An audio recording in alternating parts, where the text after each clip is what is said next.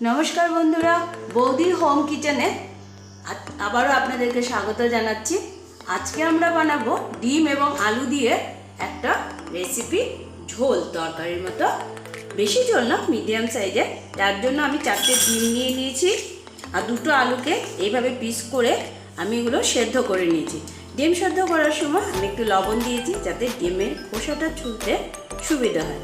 তার সাথে আমার লাগছে একটা মিডিয়াম সাইজের পেঁয়াজ, যেটা মিহি করে কেটে নিয়েছি, একটা টমেটো নিয়েছি যেটাকে আমি গ্রেট করে নিয়েছি, আর 4-5 কোয়া রসুন। আদা আমি ইউজ করছি না, আপনারা চাইলে ইউজ করতেও পারেন, বাট এই ঝোল তরকারিটার মধ্যে আদা ইউজ না করাটাই বেটার। এবার আমি মশলাটা রেডি করে নেবো যেটা আমার লাগবে।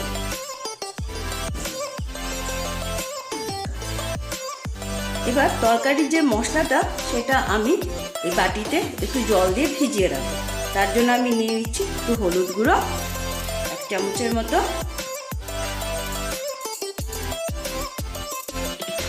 আধা চামচের মতো মরিচ গুঁড়ো,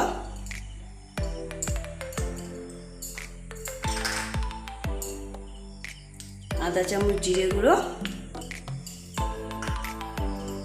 আধা চামচ থেকে কম জিরে গুঁড়ো আর ধনে গুঁড়ো মিক্সিং করে নিই।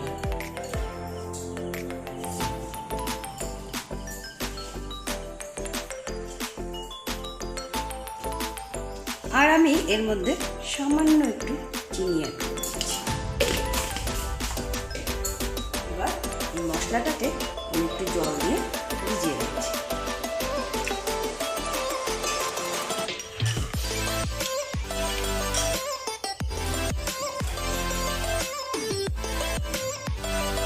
এবার আমি আমার কড়াইটা বসিয়ে দিয়েছি, কড়াই গরম হয়ে গেছে। আমি কড়াইয়ে তেল দিয়ে দিচ্ছি।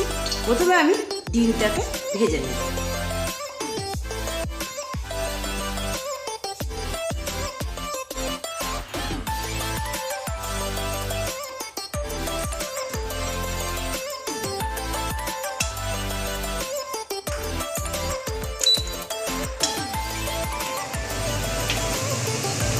গ্যাসের স্টিমটা একটু বাড়িয়ে দিলাম।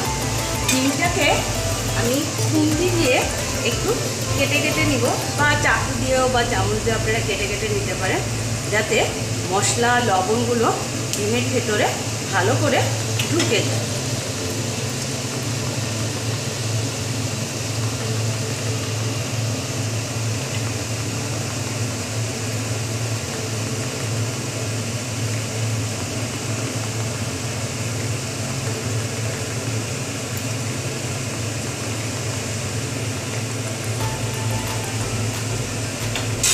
আমার তেলটা গরম হয়ে গেছে, আমি ডিমগুলো এর মধ্যে দিয়ে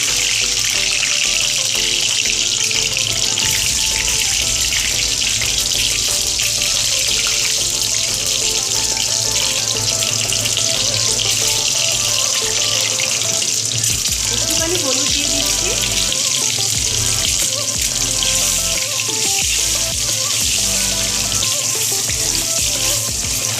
ডিমটা আমি লাল লাল করে ভাজা করে নিব।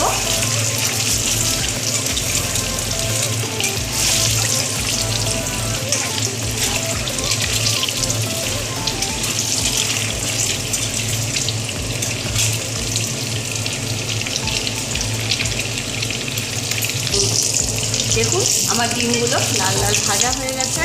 আমি এগুলোকে সব গামলাতে তুলে দিচ্ছি। এবার আমি ঠিক একইভাবে আলুগুলোকে ভেজে নিব।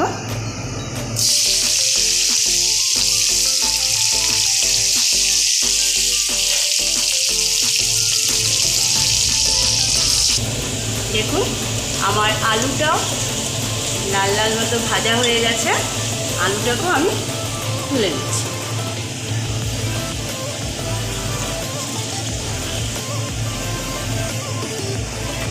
এইবার এই তেলে তরকারিটা রান্না হয়ে যাবে। স্টিমটা একটু কমিয়ে দিচ্ছি, কেননা মশলাটা ভাজা করবো বলে।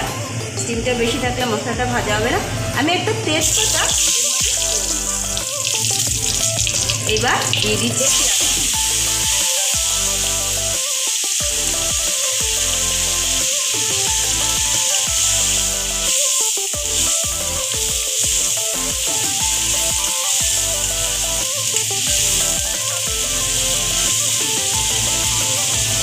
একটু নাড়াচাড়া দিয়ে তার মধ্যে দিয়ে দিচ্ছি রসুন কুচি।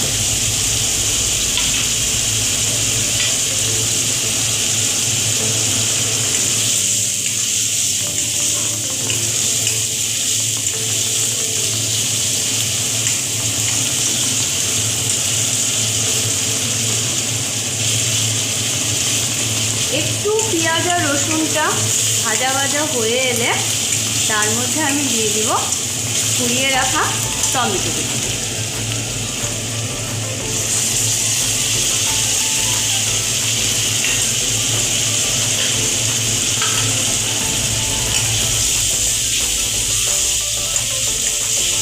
এবার ভালো করে টমেটো পেঁয়াজ রসুনটাকে আমি ভাজা করব।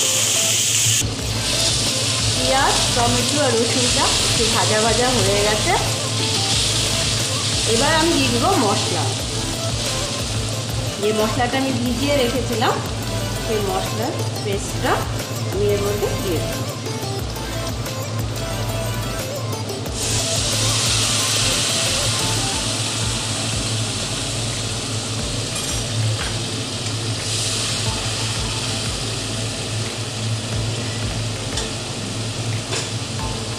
আর দিয়ে দিব স্বাদ মতো লবণ। এখানে 1 চামচের মতো লবণ অ্যাড করব।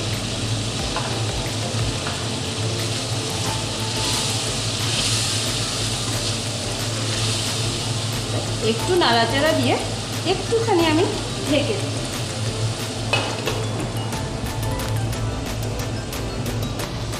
এই গরম মশলাটা আমার বাড়িতে বানানো। এর মধ্যে আমি এলাচি, দারচিনি, লং, লবঙ্গ, তারপর গোলমরিচ সব অ্যাড করে বানিয়েছি। সামান্য একটু আমি এই গরম মশলাগুলো জলে ভিজিয়ে রাখবো। এটা আমি একদম শেষে নামাবার সময় তরকারিতে অ্যাড করব।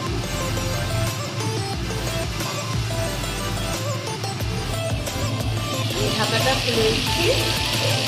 দেখুন মশলাটা কষানো হয়ে গেছে এবং সাইডের থেকে তেলও ছাড়তে শুরু করে দিয়েছে।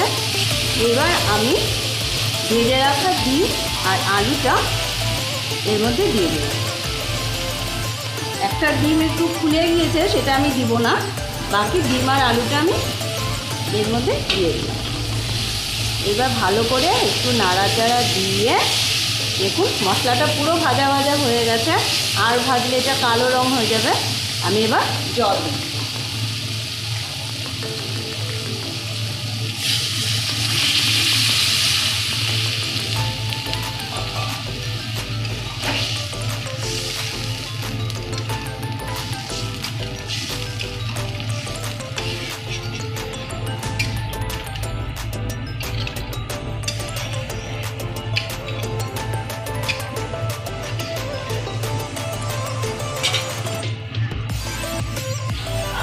আর একটু জল অ্যাড করবো, কেননা ঝোলটা ফুটতে হবে।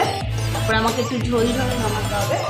আর একটু জল অ্যাড করলাম। এবার আমি ঢাকা দিয়ে দিব ঝোলটা ভালো মতো ফুটে ওঠার জন্য। কিন্তু 5 মিনিট।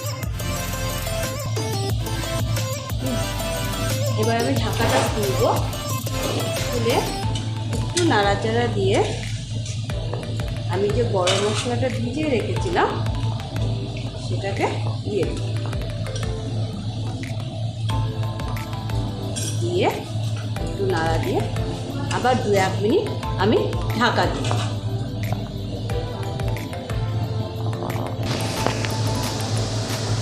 এবার দেখুন ঢাকাটা খুলে দিলাম। আমার তরকারিটা হয়ে গেছে। আমি ঠিক এইভাবে ঝোল এটা নামিয়ে দিলাম। আর এবার গ্যাসটা বন্ধ করে দিচ্ছি।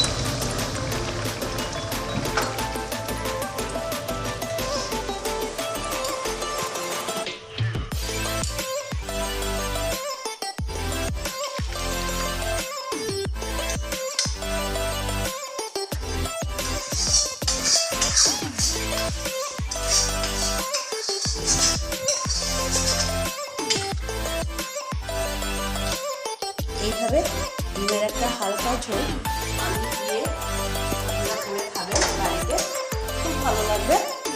প্লিজ যারা যারা আমার চ্যানেলের সাথে জুড়ে আছেন আমার চ্যানেলটাকে লাইক করুন, শেয়ার করুন, কমেন্টে অবশ্যই বলুন এবং সাবস্ক্রাইব করুন। যে কেমন হচ্ছে।